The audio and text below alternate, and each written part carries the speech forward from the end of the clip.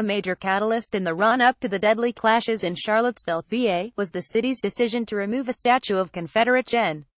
Robert E. Lee. As the nation reeled from the violence, some political analysts sought to place Confederate symbolism in a broader historical context to help explain the turmoil around the August 11-12 weekend.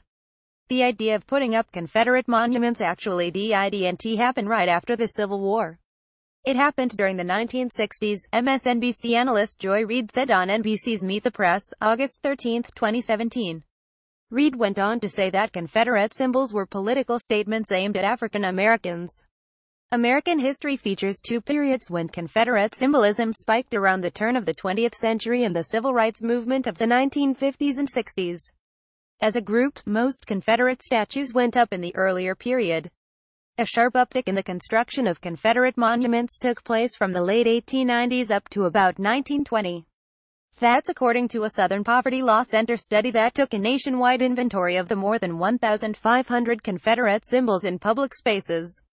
This chart from the study shows the increased pace of construction around the turn of the 20th century, with blue dots signifying monuments on courthouse grounds, red dots indicating other sites including monuments, and green dots representing schools.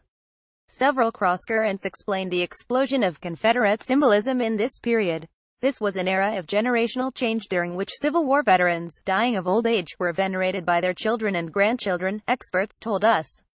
Organizations like the United Daughters of the Confederacy and the Sons of Confederate Veterans came into being, said Charles S. Bullock, III, a professor of public and international affairs at the University of Georgia. Civil War veterans were honored in parades. There is a Confederate Memorial Day which predates the National Memorial Day. But as a victorious North fixed its gaze on a prosperous future, the American South was mired in poverty that would persist for generations. The monuments were a way to look back to an idealized past. Tributes to the Confederacy, placing statues, naming streets and other public facilities, were part of the lost cause ideology that focused on an idyllic era of stately mansions, beautiful women and gallant Confederate officers, Bullock said. But the monuments also implicitly symbolized slavery and white violence, the experts said. On the surface, they were memorials to the Confederacy and their heroes, said Karen L. Cox, a professor of history at the University of North Carolina at Charlotte.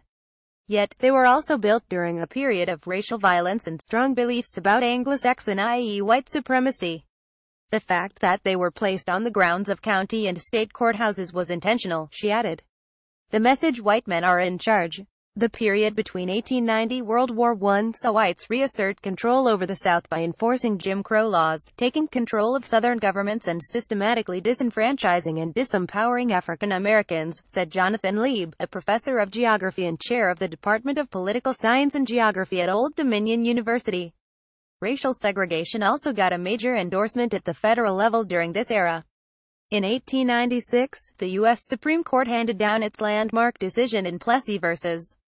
Ferguson, which upheld the constitutionality of state laws that racially segregated public facilities that were separate but equal. Nearly 60 years passed before the court would declare such segregation inherently unequal. This was also a moment when the nation itself began to repair the wounds of the late war by agreeing on the inferiority of African Americans, said Khalil Gibran Muhammad, a professor of history, race and public policy at Harvard Kennedy School. Racial segregation became the law and custom of the nation at precisely the moment when many of these monuments were built. Another monument born roughly of this era, a statue of Robert E. Lee installed in Charlottesville in 1924, now figures as a present-day flashpoint. The second period when Confederate symbols exploded was the Civil Rights era. But it was the Confederate flag, not monuments, that gained prominence during this time, as Reid later clarified in an email to PolitiFact and in a August 15 appearance on MSNBC. The flag became a symbol of opposition to desegregation.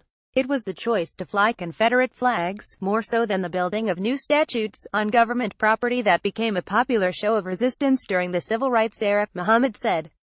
He added the decision to fly the flag was a clear sign of protest against the federal government's growing enforcement of civil rights. It was during this era when the Ku Klux Klan came to embrace the Confederate flag, notes the Southern Poverty Law Center.